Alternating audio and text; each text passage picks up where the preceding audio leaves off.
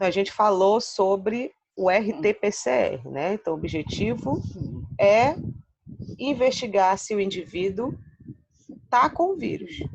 De que forma? Investigando antígenos específicos para aquele vírus. Já falamos da tomografia, agora vamos falar sobre a sorologia. Professora, Oi. é o Jefferson. Oi, Jefferson. É porque tem dois tipos de PCR, né? O PCR é aquele que coleta, né, secreção do nariz. Esse aí que é aquela coleta simples. E tem o de sorologia, que só faz aqui em Belém LACEN e o Evandro Chagas. Esse é coleta de sangue, né? Pois é, então vamos só fazendo uma correção na sua fala, Jefferson. Você disse que tem dois tipos de PCR. O PCR que faz da coleta ali da mucosa nasal ou broncoalveolar, e o que faz no sangue, que no caso é a sorologia. Então, aí a gente já vê que não é a mesma coisa, tá? Pois é, Então, não são dois tipos de PCR. PCR só tem um tipo, isso. Um é PCR, que é o molecular, e o outro é sorológico. E Mas dá professora, outro nome. Isso. Então, eu estava conversando com os meninos. Fale. Quem que tá falando? É Camila. Oi, Camila. A gente estava conversando agora no grupo antes de começar a aula, de novo, né? Eu não sei se já foi falado aí, eu acabei de entrar e eu não sabia que já tinha começado. É sobre aquele teste que é o SWAB, né? Acho que é SWAB que fala. Ele se encaixa em qual tipo de teste? Na verdade, desculpa, o SWAB não é um teste. O SWAB é uma forma de coleta, tá? Você vai coletar com o SWAB, certo? A amostra da mucosa nasal. E aí você vai levar para o laboratório para fazer o RT-PCR no caso do COVID, tá? No caso do COVID, você vai levar essa amostra para fazer o PCR. Mas tem outros locais, né, do organismo que você pode fazer coleta para fazer o PCR. Mas aí, dependendo do local, você vai ter uma sensibilidade, diferenças de sensibilidade de detecção. Como assim, diferença de sensibilidade de detecção? Alguns artigos mostram que você tem mais chance de conseguir um resultado fiel, né, coletando a amostra do lavado broncoalveolar. Porque provavelmente esse local é onde o vírus tem mais tropismo. É em torno de 75% de PCR, eles têm preferência por coletar a amostra do lavado broncoalveolar. Tá? Das fossas nasais, se eu não me engano, é 53%. Tá? Agora, por exemplo, do sangue, você tem apenas 1% em termos de sensibilidade para fazer o PCR. Tá? Então, é mais fácil você fazer o PCR utilizando o lavado broncoalveolar. E o SWAB, tá, Camila, é só para a coleta, tá bom? Para fazer a coleta lá das fossas nasais, do material das fossas nasais. Agora, vamos falar do sorológico. O sorológico, ele já vai identificar o quê, gente? Se o indivíduo teve contato com o vírus. O indivíduo não necessariamente está com o vírus naquele momento, tá? Ele já está curado, ele teve contato, o sistema imune dele respondeu, produziu células de memória, né? E aí você pode detectar a presença de anticorpos, ok? Então, o sorológico é para identificar a resposta do organismo ao vírus. Então, o vírus, ele vai induzir os teus linfócitos B, ativar esses linfócitos B, eles vão se diferenciar em plasmócitos, que são as células, né, que irão produzir anticorpos para responder ao vírus. Então, o sorológico, você identifica a presença de anticorpos para o vírus, específicos para o vírus. No PCR, você identifica a presença do vírus, certo? Por isso que o RT-PCR é o exame confirmatório. Tá? Porque ele diz realmente se você teve o vírus. se você está com vírus naquele momento, tá? Porque ele está lá identificando o quê? O material genético. Ah, mas por que o sorológico não é confirmatório? O sorológico, ele é um ensaio também muito bom, tá? Até mais barato que o RT-PCR, mas tem mais chance de dar um resultado, um viés no resultado do que o PCR, porque o PCR está indo direto na fonte da infecção, que é o vírus. Certo, gente? Deu para... Professora, Deu para entender, Sim, beleza. sim, ótimo. Tá, então, e o teste rápido que você falou, Jonathan, é o sorológico. É um sorológico, claro, né, que é adaptado. Você pega lá o sangue, esses testes rápidos, eu não sei se já tem em grande quantidade, aqui é aquele que você vai numa campanha ali, faz o exame lá do HIV, é uma espécie de uma sorologia, tá? Mas essa sorologia, ela é rápida, você vai lá, coleta o sangue, coloca lá num pocinho, se tiver reação, ou seja, no teu sangue vai ter o quê? O que vai ter no sangue? Dependendo, né, do que eu vou ter na minha placa. Se na minha placa eu tenho um antígeno, né, o antígeno do vírus ali na placa, o que vai ser, o que tem de interesse ali no teu sangue? O anticorpo. Aí vai ter reação. Antígeno, anticorpo. Se na minha placa está o anticorpo, eu vou ver se naquele momento tu tá com o vírus, tá? Porque o vírus vai estar ali presente e ele vai reagir com o anticorpo da placa, tá? Aí esse seria o teste rápido. É você produzir plaquinhas com o vírus, ou com o antígeno viral, ou com o anticorpo para o vírus, e aí você coleta o sangue e coloca lá. Se der reagente, o indivíduo provavelmente está positivo. Se der não é reagente, é porque ele não está nem com o anticorpo e nem com o vírus na corrente sanguínea dele. Tá certo? Certo. A Lohane queria falar com a senhora. Fale, Lohane. Não, professora, já tirou minha dúvida, o Jonathan. É o que eu queria saber se o teste rápido seria o sorológico, era isso. É um sorológico. É um sorológico adaptado para campanhas, eu quero um resultado ali de imediato, eu quero um resultado rápido, eu não vou ter tempo de Caso fazer não coleta. significa que a pessoa ainda esteja contaminada, é isso, né? Sim, significa sim. Só que, tipo, como foi algo sem muito controle, o ideal é você fazer um exame confirmatório, tá? Ou repetir esse exame no laboratório, tá? De forma mais com cuidado maior, ou fazer o confirmatório molecular. Mas ele te diz se foi feito direitinho, se a placa não estiver contaminada, se não tiver nenhum problema, o técnico fez a coleta tudo direitinho, provavelmente sim, o indivíduo que deu o reagente, ele está infectado com Covid. No caso, No caso do ainda Covid. está, não são células de memória, é isso?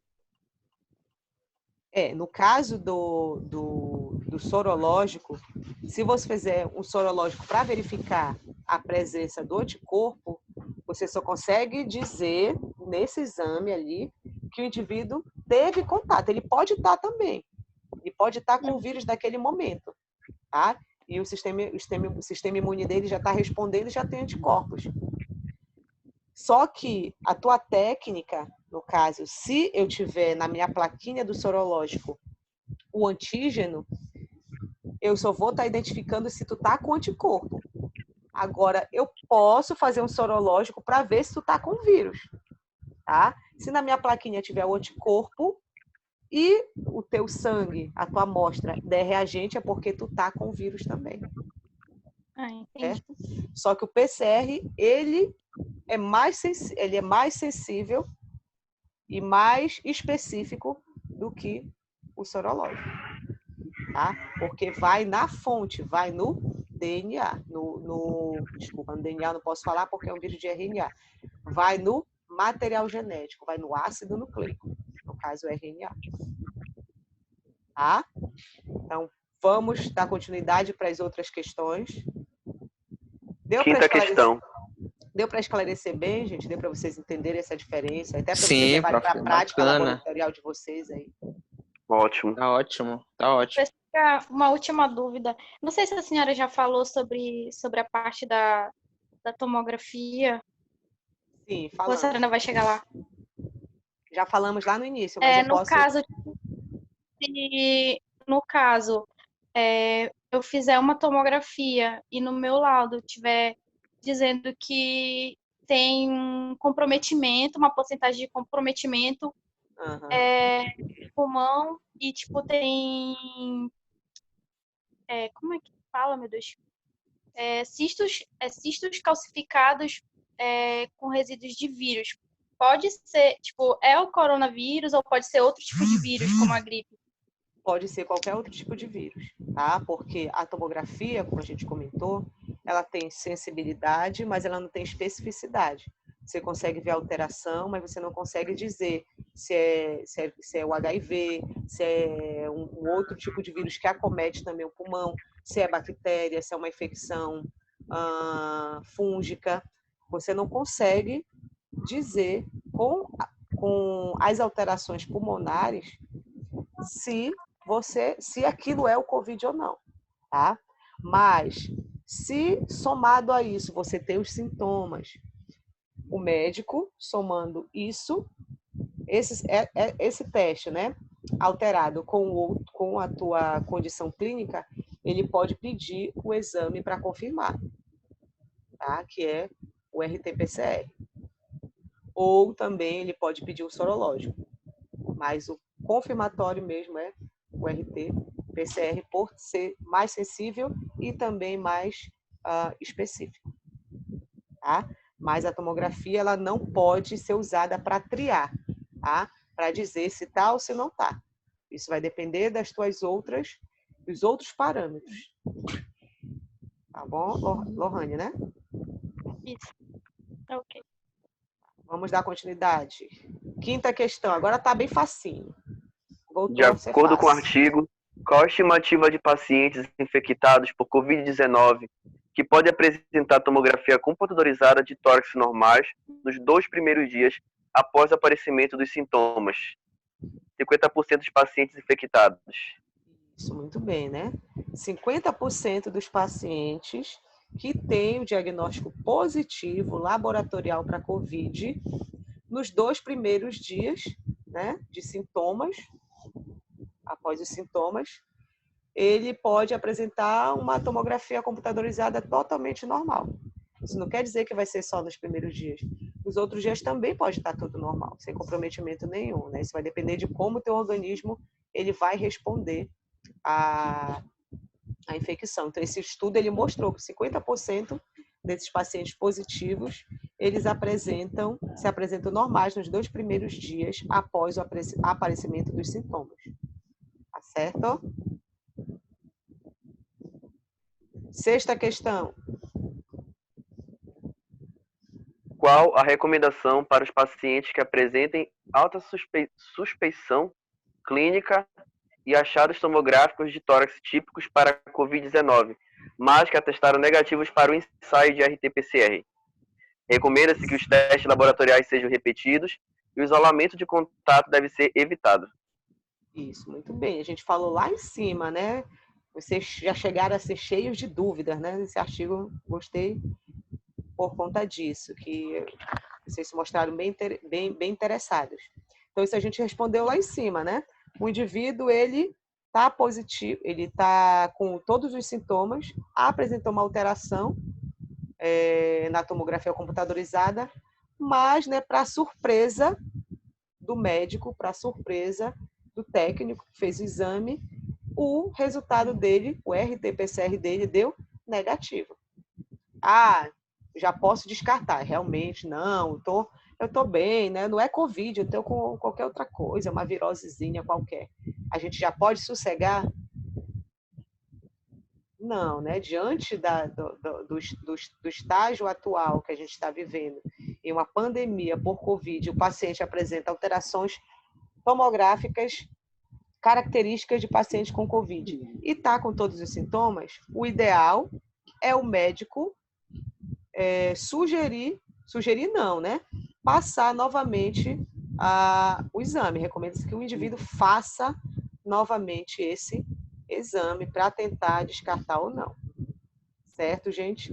Enquanto tudo isso não se resolve, o indivíduo tem que continuar em isolamento social, tá? Com isolamento de contato com outras pessoas, uma vez que ele está com bastante suspeição de estar infectado com o Covid. Próxima questão. Uma vez que uma parcela de pacientes positivos para a Covid-19 pode apresentar a tomografia computadorizada de tórax normal, tanto nas fases iniciais quanto em fases mais avançadas após o diagnóstico positivo. Até o presente momento, esse método, TC, não é recomendado na triagem de Covid-19 em que grupo de pacientes? Pacientes assintomáticos. Isso. Se eu tenho um paciente ali que ele está assintomático, não tem sintoma nenhum, não faz sentido eu pedir uma tomografia.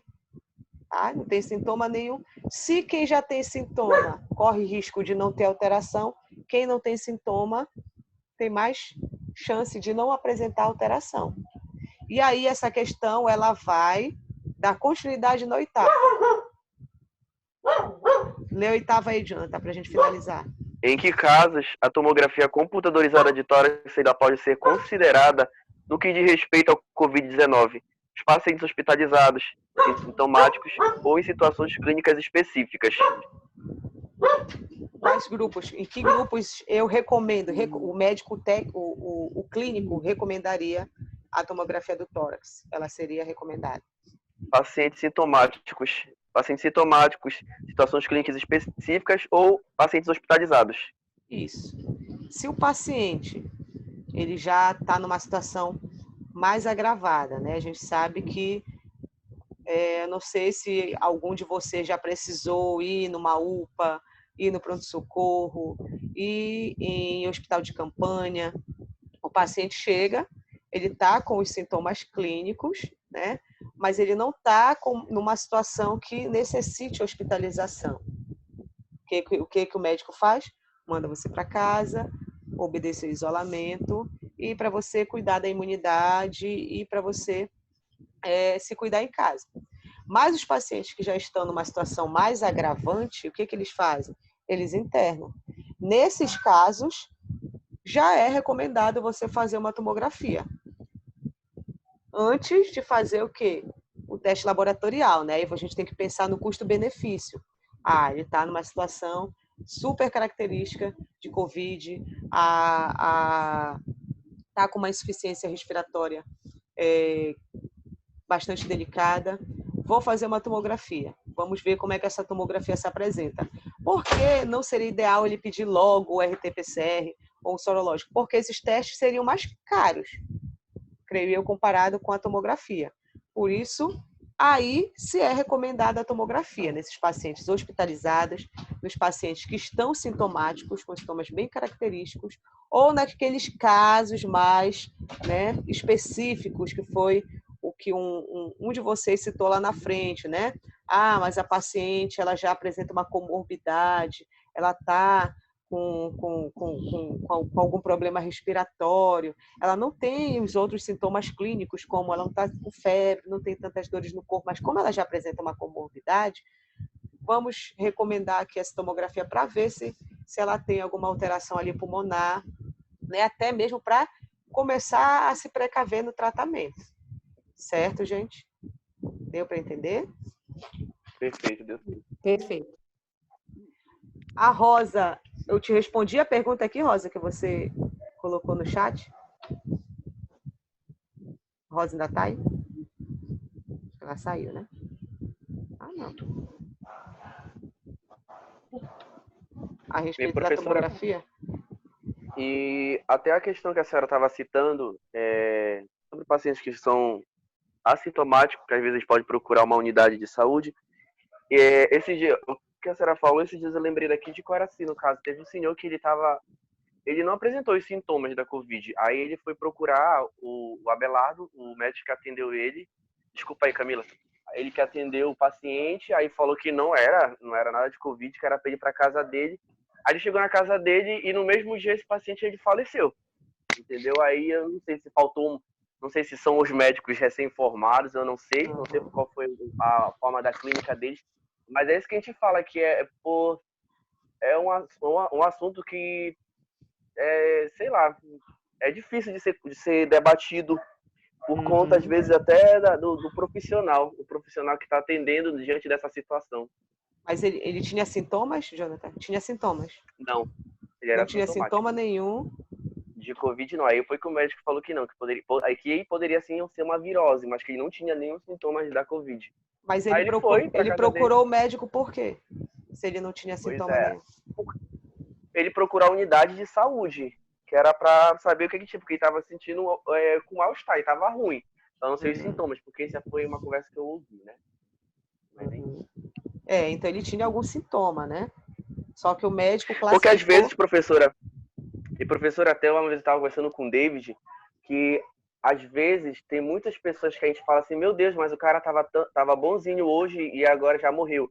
Às vezes é resistência, principalmente da parte masculina, que às vezes não gosta de procurar uma unidade de saúde.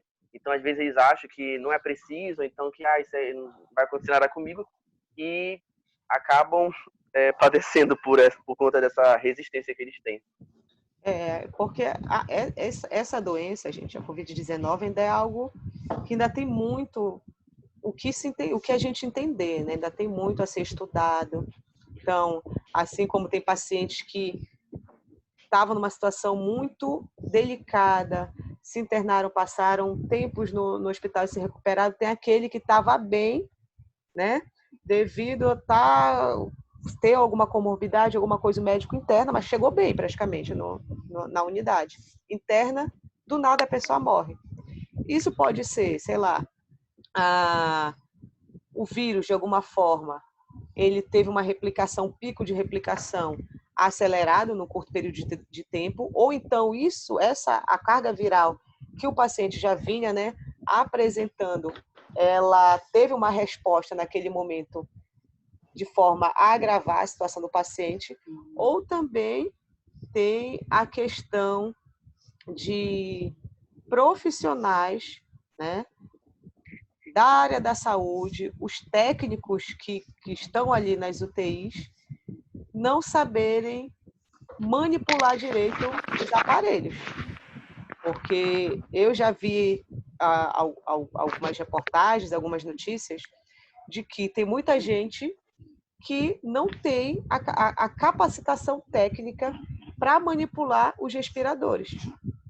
E que no momento da intubação você tem uma única chance de acertar. Se você não acertar, você pode matar o paciente ou você pode se infectar. Então, tem muitas outras coisas aí, né? Muitos outros elementos que podem ter levado ao óbito desse paciente. Não só mesmo a doença em si, como também esses problemas técnicos aí que a gente não sabe. Tem muita gente aí que não tem o preparo adequado. Isso mesmo, o que a senhora falou aí, infelizmente é verdade, né? Principalmente por essa falta. A gente tem percebido e tem visto que durante esse período teve uma oportunidade muito grande de emprego, um recrutamento para técnicos, para médicos, e até mesmo como é que eu posso falar? O adiantamento da formatura para alguns médicos, não desmerecendo nenhum tipo de classe. Só que tem um hospital de campanha, o Hangar, que tem uma amiga minha que ela é médica, que ela foi contratada para trabalhar lá, ela não é recém-formada, ela trabalha há muito tempo. Só que ela disse para mim que ela saiu de lá porque ela estava vendo muito erros no caso disso aí que você falou, respiradores, médicos que não têm experiência e que estavam nessa tentativa, ou acerta ou eu vou errar. Então ela disse que por ela achou muito dolorido presenciar aquilo e ela preferiu sair. Eu falei, tu errou pelo fato que tu deveria fazer a tua parte de ajudar a salvar vidas e aconselhar teus amigos médicos, mas o que a senhora falou aí é verdade. A falta de capacitação de muitos profissionais, infelizmente. Porque... Professora? Oi, Rosa.